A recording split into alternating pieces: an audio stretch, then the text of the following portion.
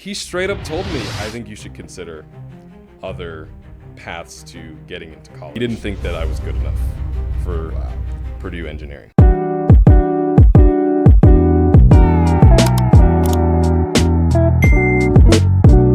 Welcome to the YSTEM podcast, brought to you by STEM Vice 360, where we ignite curiosity, break barriers, and empower the next generation of STEM leaders. I'm your host, Dr. Madourie, an educator, a leader, and an advocate for making STEM accessible, inspirational, and transformative. If you're a teacher, a student, a professional, or just someone who is passionate about STEM education, this podcast is for you. Today we have a very special guest, Kemmy Mizinga. I've had the privilege of working with Kemmy on multiple K through 12 initiatives. I think it would be perfect for you to sort of share your journey, your story, some of your trials, some of those things that you have overcome to get to where you are. But I'll say Kemmy is currently a civil engineer, and congrats, you recently acquired your professional engineering license. Yes. So that is by no means a simple feat. But let's dive right in. Yeah. Kemmy, tell us a little bit about who you are. Like, where are you from? Yeah. Who's Kemmy Mizinga? I grew up in the U.S. My parents, they both moved here from Zambia, where my family's originally from. Okay. And I grew up in the U.S. I was born in Alabama, and I've lived in Kansas City, Missouri, and the Indianapolis area, Indiana, specifically Fishers, Indiana, was where I grew up and went to high school. And I went to college after that at Purdue University studying civil engineering, and I've been working in the industry since for the past 6 years now. Okay.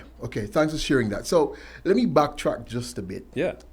When we just met, the first time you were introduced to me, I was like, wow, this guy is well spoken. And I didn't want to ask, I was curious. Yeah. Is that coming from school? Is that a parent? How does that, like, your upbringing translate to you being a black man who's just well spoken? Honestly, I think it just kind of goes to show, like, to anybody that has known me and grown up with me, like, I'm sure my mom could definitely tell you, I feel like I've kind of always been, like, authentically kind of, I like to show off a lot. And I like to, I do kind of like to be the center of attention, and that's kind of what got me towards, like, doing music in, like, high school and college, because I just really liked to perform and present and just kind of be my authentic self to people. So I think it's just kind of, it happened within, I guess is what I would say.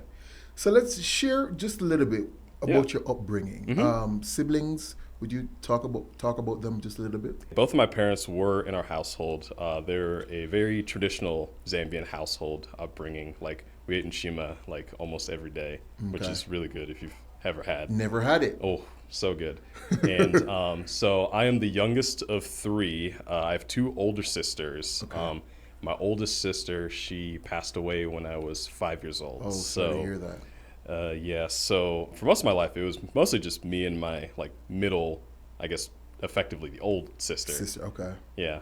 And yeah, we were very close. Like, she's 2 years older than me, and we definitely had a lot of fun as kids. Okay. And man, like, she was mean to me. Like, she bullied me because I was always the smallest kid, and, like, she would always just like pinch me and, like, take my stuff. And I will say, though, that older siblings do that, because I'm the baby as well. So older siblings do that. So, question about your sort of family. What were some of the, like, morals and values that turned you into who you are today?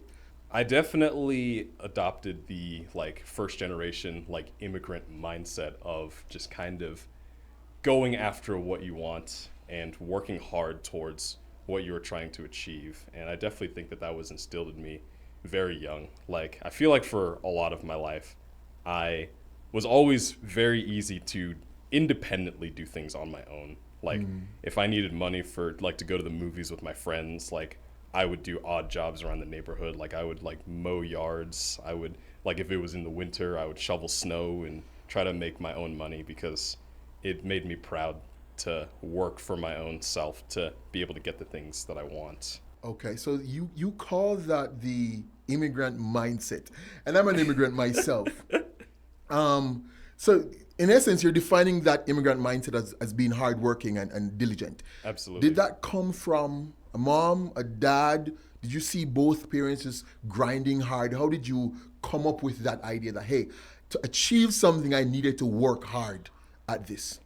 I really got that straight from my parents actually, because like where we lived, like especially in like Fishers, Indiana, if you're familiar, it's kind of like one of the more like affluent suburbs of Indianapolis. Like Okay.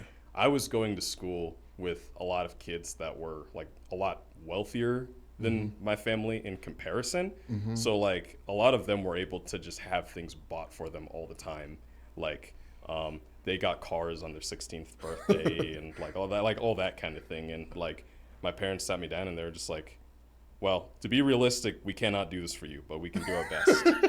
And I kind of just took that. I was like, yeah, sure. I got to work for what I need to get. And it was fine. Like I enjoyed my childhood. Similarly, I think my parents said similar things to me. Yeah. All right, so we're focused on the idea of STEM and STEM education, and you are now in a field that you do what I'd like to consider critical work. Like you're working on infrastructure, roads and bridges, the things that many kids would like to do. Yeah, yeah. Where did that start in terms of your educational journey? Was this elementary, middle school, high school? How did you get to recognizing that I wanted to get into the STEM field? Honestly, like from a young age, like I always knew that I was better at like math and science, and that was always where my fascination was growing up. And I definitely had a lot of good mentors. Like he's my cousin Ajay. He's also like straight from Zambia, who kind of grinded in the U.S. and eventually like worked the ranks to become like a very successful engineer. Okay. And I think he kind of saw like what I had like as a kid as far as like my ability to be able to get to his level. And like he was definitely my mentor as far as like any engineering or math related questions that I had. Like we always discussed it. And that just kind of got me fascinated about math and then eventually engineering. And he was really my role model growing up. So how early was this? Was this during your like elementary childhood years, or was this high school that you sort of made this connection with him and just recognized that, with this support, I could actually achieve this? I would say it started in elementary school and carried me like through college. Like he showed up at my graduation as well. Like Wow. He was definitely in my life as a role model, and I'm very thankful for that. I want you to tell him thanks, because I think just having those people who see something in you that you don't see is key or pivotal to the development of us as young men as you go. So just give him a big shout out real quick. Absolutely. Shout out to Ajay Hamasukwa. I know you're in Texas with your lovely wife and daughter right now, and I will visit you at some point, and I am ever thankful to be in this position, and a lot of that was because of you. So thank you very much, Ajay. Appreciate that. That level of gratitude is just always very important. And I'll say that much of the work that you've supported me in doing in the K through 12 space, I've seen that level of gratitude coming from the students, right? Because many of the things that you've helped with, I knew nothing about. I was like, all right, Kemmy, here's this project, and here's my idea, but you've always been willing to come in and crafting the assignment or crafting the project, working on the rubrics. So you've just really been instrumental in that process. Here's a question for you. Yeah. So you studied civil engineering at Purdue, which by no means I think is not a simple feat. What were your biggest takeaways from that experience, both academically and personally? So before I get into my college experience, I do want to bring up like my story of how I ended up there in the first place. Like, and it started out in high school. Okay. So when I was in high school, even though like I was taught this mindset of like working for everything that I want, and to succeed, I have to really grind it out, I definitely had a lot of like self-doubt when I was in high school, like I was not too confident in myself and my abilities, and I was kind of just like a weird kid that was very weirdly fascinated about certain things. A lot of that confidence really came into like my schooling, like in high school, applying for colleges, and I was talking to like my counselor at the time. I was letting him know like, hey, I want to go study engineering, and he actually looks at me and he says, I think you should consider other career paths. He told me this. Your counselor. My high school counselor. And the reason for that was because my grades in math were really good, but my English grades were not so good. And that's just kind of something that I've always struggled in high school, like with like reading and like comprehension. Like I was just not good in English class, and it also didn't help that it just wasn't my favorite subject. So my grades were kind of so-so. Like I mean, I still graduated with like a 3.5. So like it was still fine. That's good. That's like, good, Kemmy. That's I guess good. so. Maybe I'm too hard on myself. Maybe I am. Probably you are. But yeah, he straight up told me, I think you should consider other paths to getting into college. Like as far as like the major, like he didn't think that I was good enough for Purdue engineering. And the unfortunate thing about him telling me this was, and we're not going to give a shout out to him. Well, you know, what I want to say is, as educators, as people functioning in the K through 12 space, we got to be mindful of what we say. Because our words in the K through 12 space, it has power. Yes. You don't know what word you say and the impact it has on the child when you say it. Absolutely. So I often, even though I function in the space, if you do not have something positive to say to a student, I'd much rather you say nothing, because you don't know the negative effect your words just might have on the student. You're like the one who said, you know what, I'm not going to allow your words to hold me down. Yeah. But the next child might not think like that. Yeah. So we really need to be mindful of what we say and how we say the things to the kids in the K through 12 space. But yeah, so as soon as he tells me that, like, I just believed him. I believed him because I was not too confident in myself, and I was like, maybe he's right. Maybe I'm not smart enough for the School of Engineering. Because I really wanted to go to Purdue, because I knew of Purdue's like reputation as like really good engineering school from Indiana. I really wanted to go, and at that point, I needed to get into Purdue by any means necessary. So what I ended up doing was I did like a boot camp like for a few days, like at some point in my senior year of high school, that was introducing me to the College of Technology, which is still STEM but separate from engineering. Yep. It's not as like theoretical, like the things that you learn in the College of Technology are much more like applied knowledge and a lot less like theoretical and like doing calculations and things. I know, because I have a bachelor's in mechanical technology, not full engineering. Oh, okay. Yeah, so the technical skills definitely have that down pat, but the theoretical side, we didn't study that in school. But it was like at the same time where like I was like in my engineering class like with my friends, and like they had all applied to Purdue and got into engineering, and I was just kind of there as like, I'll be at Purdue, but I won't be with you guys. That kind of stinks. Oh, okay. So I did get accepted into Purdue in the mechanical engineering technology program, because I thought maybe that might have been a better fit for me if I'm not too sure about my abilities to be an engineer. So that was when that was what I was admitted as when I started at Purdue. I was in the school of the Purdue Polytechnic Institute was what it was called at the time. Yeah. Okay. Studying MET. Okay.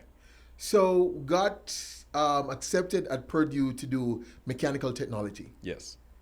Did you complete that pathway, then transition into engineering? How did you get over to the engineering side of things? So when I started at school, and like when you're starting out in college, just in general, not even just engineering, like everything's being thrown at your face. Like so many new experiences, so many new stimuli of just trying to get adjusted to the college life. So I was dealing with that. I was also in the marching band at Purdue. I was in all 4 years. And so all of that was happening while at the same time I had to go to my classes for this major that I didn't really that I didn't really care for. Okay. So, but I gave it a shot. I gave it a decent shot. I did. Kemmy said, I gave it a shot. I did. I went to the classes. I did fine in those classes. And the funny thing is, so freshman year, I stayed in Tarkington, and everybody on my floor. So Tarkington was an all-male dorm at Purdue. I don't know if that's the case anymore. They've changed stuff around since then. So all of my buddies, including my roommate, they were all in the School of Engineering. So I was like the lone wolf in my own major that I've just kind of gotten myself stuck into. And I was looking at some of the homework assignments that they were doing, because the way it's set up at Purdue is for your first year, you're not officially, well, you are officially in the School of Engineering, but you are not in your respective like field within engineering until your sophomore year. So like freshman year is mostly just like a lot of like gen ed stuff. Like you're taking like Chem 1, Chem 2, physics, like all that stuff that's like just general in the College of Engineering until you actually get to pick. So they were all in the same classes together because they were all in this like first year engineering program. And like I would just walk by as they're doing homework together and they're just complaining about stuff like, oh, this is so hard, and like, oh, I don't know what to do with this and all that. And I was looking at like a lot of the assignments that they were doing, and I was looking at them and I was like, I can do this. I really can. Because some of these guys, they were struggling real bad with like calculus and stuff. And it's like, I loved calculus actually. Say that again. I loved calculus. I did. Okay. You are like the one that I've heard to say that. Okay. Calc 3 was my favorite. So yeah, I was seeing like these kids that don't seem that much smarter than me, if they were at all. I don't know. Maybe I don't want to speak negatively of them. But in this moment, I was thinking, I can do this. I don't know what my counselor was thinking, that I couldn't do this. So in my first semester, I changed my major into the School of Engineering. Like officially, I guess there's certain like GPA requirements to where they even allow you to do that, which I did. I did fine in my MET classes. They're just forever on my transcript because classes are there. So I did that, and I talked a lot with my roommate as well on this. He was kind of the one that was just like, you can do this. Like, I can kind of see that you can do this, because some of those other kids, they can't. You can do this. And so yeah, I went through the process. So I did get set back a semester by like switching my major, because I took those MET classes that don't transfer. They don't transfer, okay. So for me, it was a race against the clock, because I had the dilemma of, I need to graduate in 4 years, because a lot of this money I had to take loans for to go to school. My parents did support me for some of it, but my dad actually told me, 4 years is all you're going to get. We're not going to pay for you after that. We can't. Like, Kemmy, 4 years? You got to graduate in 4 years. If you don't, you got to find your own way. Which, in my opinion, I think that's fair. So I was racing against the clock, but I don't have 4 years. I have 3.5 now. So what I did, I had to take summer classes every summer in order to get back on track to graduate.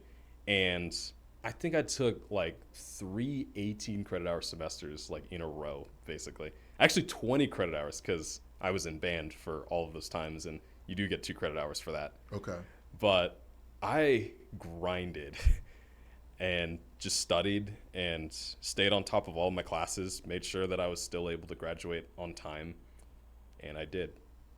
So, you know, you shared that you had 3.5 years to do something that generally takes 4 years. Exactly. Like everybody, like all of the resistance that I got when I was in school was like, I mean, most engineers, like a lot of them drop out like in the first like semester. They don't even know they want to do this, and you're going to do this in a shorter amount of time than everybody else. And I said, yeah. Talk to me about the sacrifice that you had to make in terms of time, you know, time with friends, time with family, partying, whatever that means. What sacrifices did you have to make in order to accomplish something in 3.5 years that generally takes 4 years? So basically at this point, my like plan of study, like the thing that they give you, like when you get into college of like, oh, this is like the flow chart of all of the classes that you have to take. Forget all that. Throw that out the window. I pretty much have to plan my own like field of study all by myself to figure out like like I had to research all of the classes that I needed to take in order to like meet the degree requirements for civil engineering. And I had to make sure that there wasn't any like weird requirements of like, oh, this class is only offered like in the fall or something and I can't take it this time or whatever. Like I had to eliminate any roadblocks that would cause me to not graduate on time. And I took so much time researching, looking in all of these classes, making sure that I was on top of it, and taking the classes as well. You gotta do that. You can't just plan; you have to execute. But I definitely, and I'm very fortunate that I still was able to do like marching band every 4 years, or all 4 years, and I was able to do like concert band like in the spring as well, like in the off season for marching band. So I was able to still do that. My roommates, all of my roommates that have lived with me, they know that my MO is I walk in, I take my backpack off, I go straight to my room. And I study, do homework, whatever I need to do. I'm just kind of by myself a lot. It was a lot of having to hold back, like, relationships and experiences of just hanging out. Like, I mean, I still partied a bit because, you know, it's college. You got to do it a little bit. But I definitely, had I done things differently, if I was able to afford it, I would have absolutely taken an extra semester just so I could have had, like, an easier time in college and just more time to meet other people and have more experiences. But I still have that, like, workhorse immigrant mindset that I just have to get it done. So, do you have any sort like regrets? Do you have any regrets knowing that you essentially sacrificed the collegiate experience, the partying, the fun, the excitement? Do you have any regrets in that regard? Or were you just never that sort of person? I am very much that sort of person. And I definitely think that one of the things that I did learn from my parents is to delay gratification. And I knew in the moment that, like, yeah, this is going to be unfortunate for the time being. Like, it'd be nice to just go hang out with my friends whenever I wanted, but I have a job to do. I have a job that I need to work hard on to still graduate on time. Because if I do enjoy this gratification now, that's only going to prolong my money issues with affording college. So I think learning that from a very early age, I guess, from what my parents had told me, was definitely what got me to be like, it's only 4 years. Just got to grind it out, you know? I appreciate you sharing that. And I guess the lesson that's coming out of that is delayed gratification, which gave you the opportunity to accomplish what it is you wanted to accomplish so you could move on to the next thing. Absolutely, yeah. Appreciate you sharing that. Seems like, you know, you knew exactly what you wanted. You were real strategic in planning this thing out to ensure you achieved your goal. And now you are a full-fledged civil engineer. Kemmy in the building. Time to party? No, it's because you didn't party in school. So No, but I definitely feel like I've made up for lost time, is what I will say. Okay. All right. Okay. So you now work for Alfred Benish and Company. Yes. You work on critical infrastructure. Can you walk us through a project you made or a project that you're real proud of? Yeah, absolutely. So the funny thing about like when I had started with Benish, the thing about civil engineering is a lot of stuff has to go through bureaucracy and just kind of takes long to get approved, like through multiple submittals and multiple meetings and stuff. So like all the stuff that I had worked on like in my first like year or two, there is a distinct possibility that it either never gets built Okay. or it just takes very long and gets pushed off. So the very first project that I've actually had constructed that is in the field right now that exists, it finished in like August of last year. Okay, is it in Colorado? Yeah. Okay. So this was a project, so this is for a subdivision down in the like Roxborough, kind of like Sterling's Ranch area, like way down south in the Denver metro. And this was a structural steel framing for a sanitary line that's going to be installed on this bridge that already is built and has been there for a few years. But now the subdivision needs these like sewer lines to be connected like across this bridge. Okay. And I designed the framework for it. And honestly, one of the coolest experiences was being able to just take like all of the calculations that I did like on the computer in the office and the plan sheets that I put together, and to be able to see this physical thing in the field that exists that I designed. That was a very cool experience. Yeah.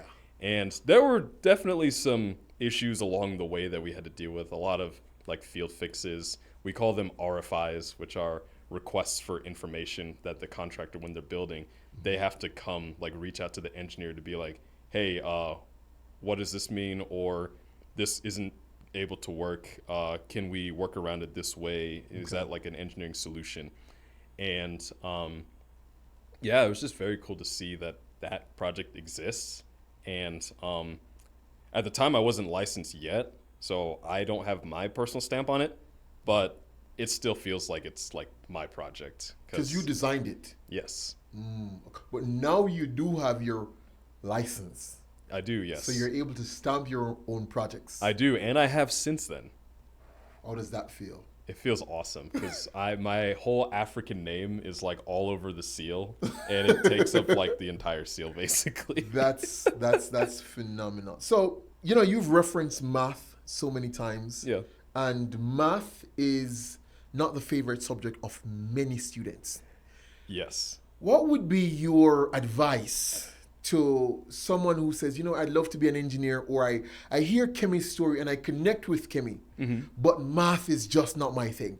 What would you say to that person? I guess to be nice about it, like math does not come naturally to a lot of people. It does not. It does not. Just like for me, English did not come very naturally to me. And Me neither. Me neither. But the nice thing is that there are ways for me to like practice like my communication skills and being able to write like just kind of on my own, or like sometimes I write like short stories and things, like usually just like stuff that I just kind of come up with. Like definitely like practice makes perfect, and reach out to the people that are good at this thing that can actually like help you through it, and they can kind of coach you through like maybe the areas that you might be struggling with. Definitely get help early, and there's no shame in getting help. I think that's another big thing that a lot of like college students face, because maybe they don't want to go to office hours in this class they're struggling in because they don't want the professor to think that they're dumb or something like that. And like that's just totally not true. Nobody knows everything, and absolutely use your resources. Okay, so Kemmy has no fear of asking for help. Honestly, I don't think I did. Like, even like when I was in college, like I would like answer questions in class, and sometimes I was wrong, and I was just like, sorry, Okay. I was wrong. All right, appreciate you. What are some skills, technical or soft, that you use most on a daily basis as you as a bridge engineer? Ooh, that's a good one. And it's not the skill that you would expect, because a lot of it's you definitely see this in a lot of the engineers that you work with, because some people are very like technically savvy, they're very analytical, they're very much like, I'm just gonna sit in my corner and do the work, and like all of the like professional like person facing side that I need to do like for my job, as far as like talking to clients and putting together reports, like that'll be someone else's deal. I'm just good at my thing, and I just want to do that. And I would say a skill that I use is being organized is definitely a useful skill to have that I regularly use. Like I make a lot of checklists. I have like my like to-do list for the day. Like whenever I get into the office in the morning, like I'll spend like 5-10 minutes just thinking through like, oh, this is what I'm working on today. So really just building those like good organizational habits that a lot of colleges do teach, but maybe not emphasize too much, is a very useful skill that I use like in my day-to-day. Okay. Any other skill that you feel, all right, cool, organization is one, but here's another one that's very important? A lot of engineers don't have this, and I'm sorry to say, people skills. Engineers, y'all need to develop People skills. Kemmy said it. I didn't. Kemmy said it. Just even in day-to-day conversations, understanding like what your needs are for the day and being able to reach out to that particular person and to communicate those needs effectively is, and I'm using a lot of words, like a lot of this is kind of just things that you learn like on the job, I guess, as you realize what works and what doesn't, but definitely people skills go a long way as engineers because a lot of them do not have. Okay. All right. As a black man in structural engineering, have you ever felt underestimated or overlooked? How do you navigate these moments? I have. I'm thankful that this feeling has not been frequent. It's kind of been few and far between because I feel like in a lot of the spaces that I've worked, I feel like a lot of my like expertise and work is respected. Okay. From the standpoint of I went to school to do this thing and I have this particular skill set, and most of the people that I talk to thankfully don't just see me as, oh, this black guy doesn't know what he's doing. But a lot of people, there are some like microaggressions that people could have in like conversation that come up, like maybe they scrutinize my work a little bit harder, like just little things like that compared to like my white counterparts or something like that. Or they might call me out like in a meeting in a way that they might not refer to like another like colleague in that way. So like it's a lot of just like microaggressions that they don't necessarily come from a place of, oh, he doesn't respect my expertise as an engineer because I'm black. It's kind of more just kind of like implicit bias, I guess.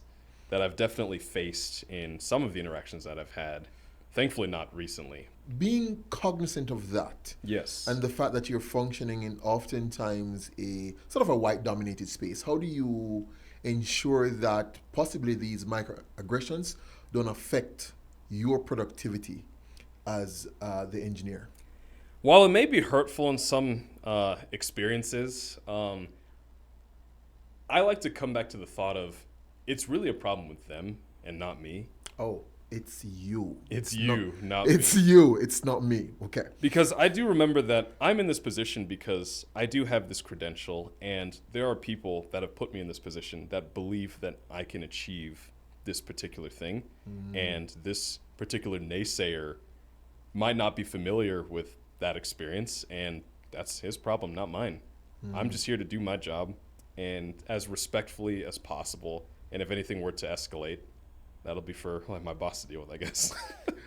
Right, listen, if this thing goes south, boss, you deal with it. But I would say that I've largely had a decent experience with my colleagues that I've worked with, like at Benish, and even like my like previous employers as well. Like I felt pretty respected and heard in a lot of those spaces. I would say the thing that I do feel, and we actually did have, so at Benish we do like Friday learnings where we have like a seminar, like we'll have like a speaker come in and like we'll tune into teams and watch them. And one of the ones that really stuck out to me was imposter syndrome. And I think that a lot of like minority people in STEM might feel a sense of like, do I actually belong here? Yeah. Do I actually know what I'm doing? Or am I just kind of putting on a face just because I'm supposed to?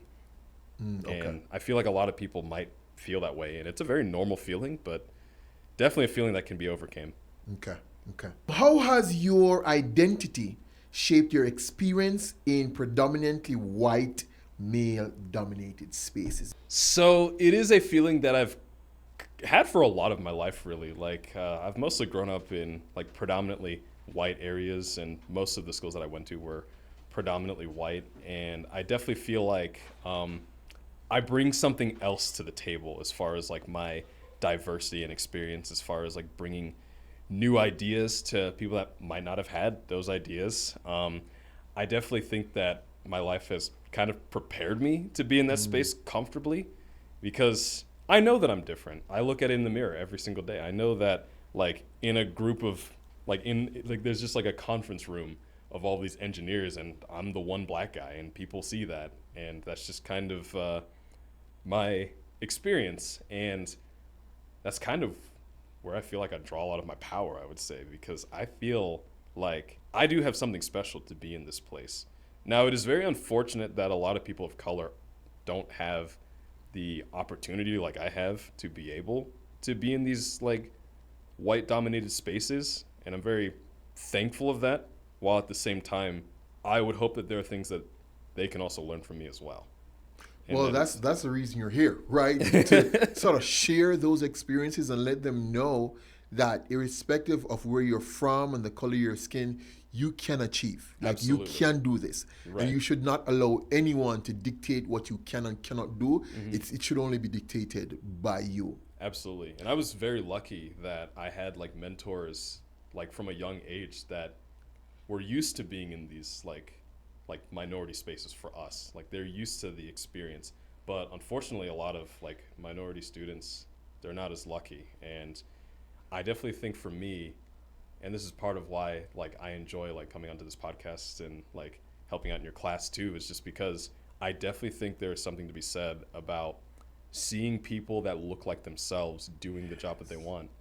We oftentimes take that for granted, Yeah. but it's so important.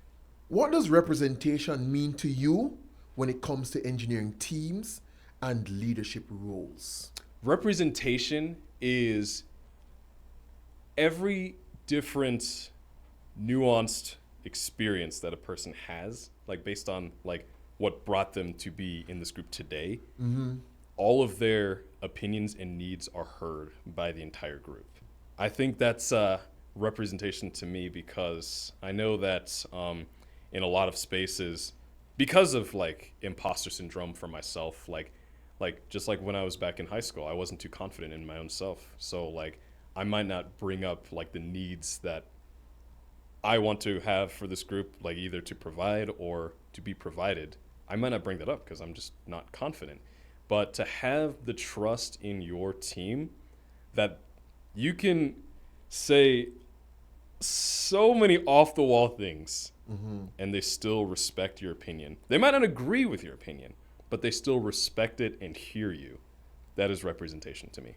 Many times, people find it hard when someone does not agree with them. But people don't have to agree with you.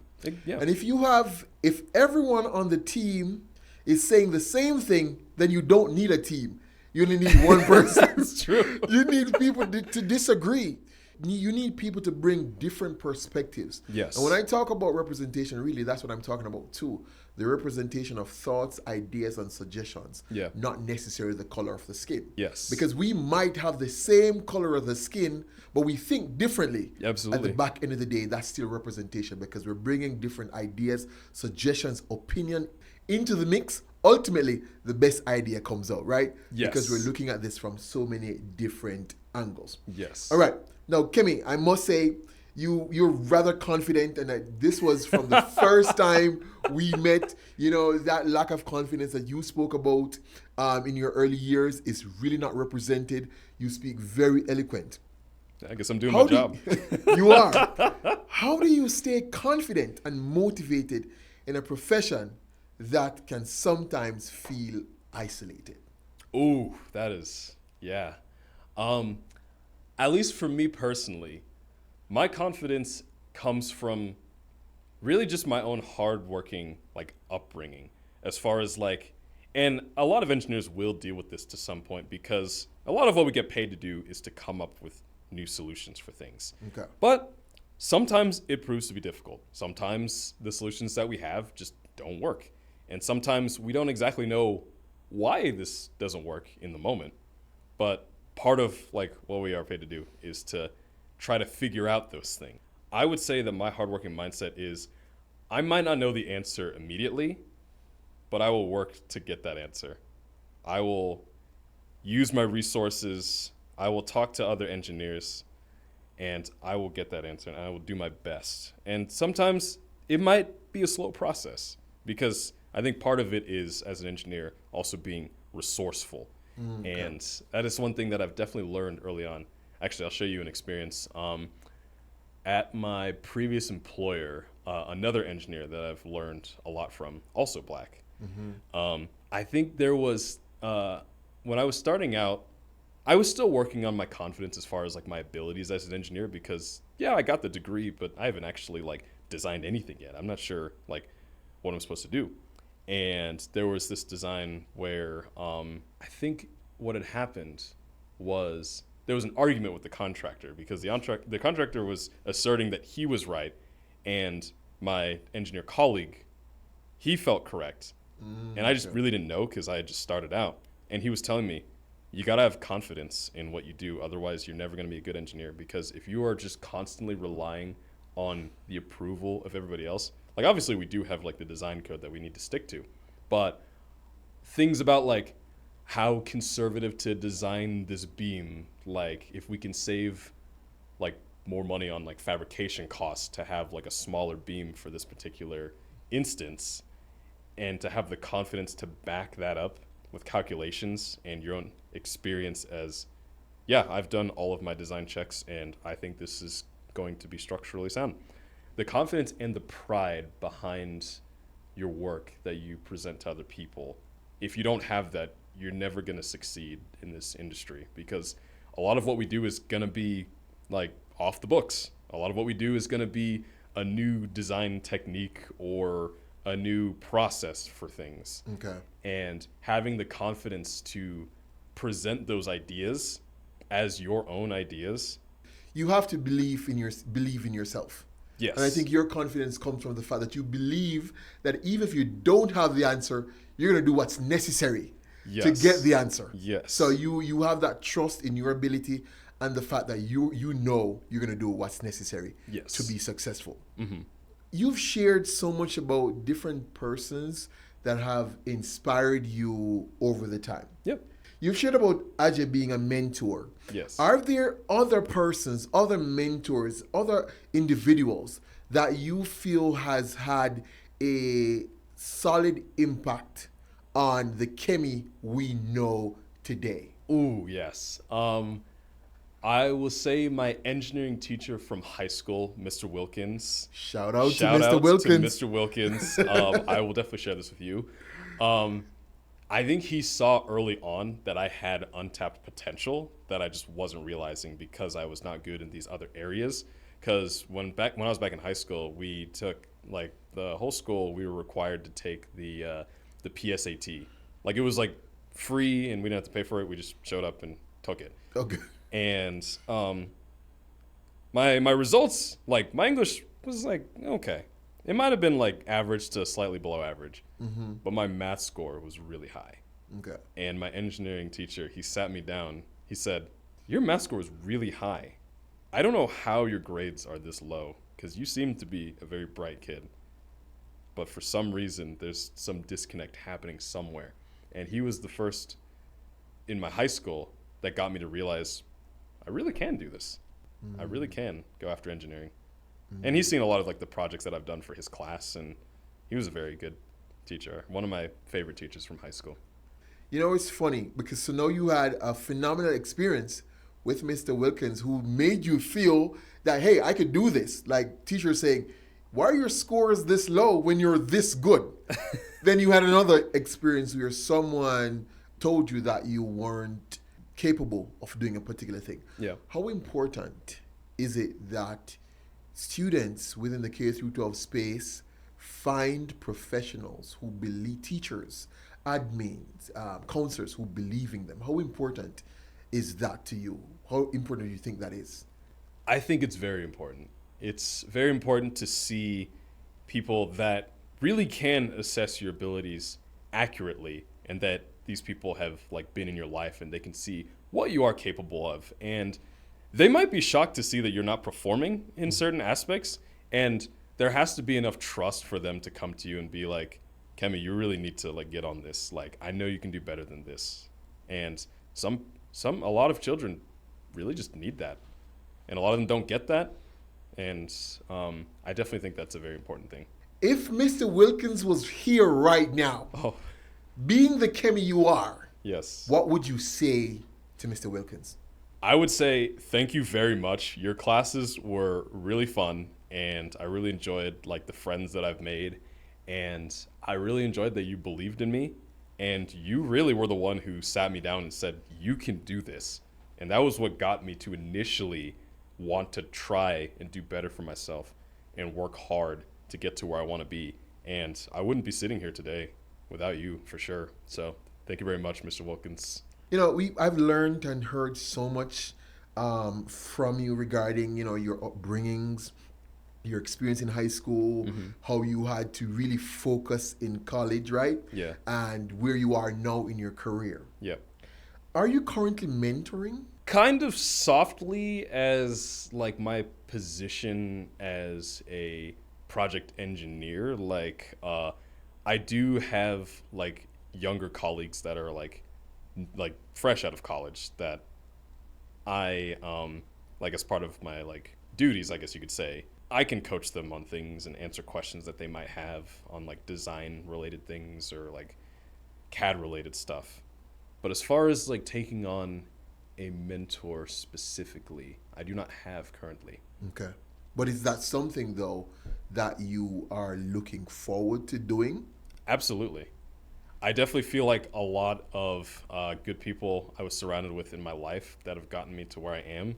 And I really want to pay that forward in a way. When you look at the structures you've helped design, bridges, buildings, etc., Yeah. what kind of legacy do you hope to leave behind? I hope to leave a world that has structures that not only have my name on them in the plans, Okay.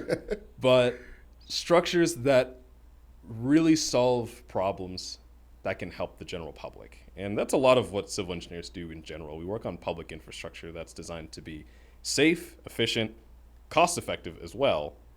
And I definitely want to continue that streak, I guess you could say, Okay. in designing infrastructure, because I do enjoy what I do. And yeah.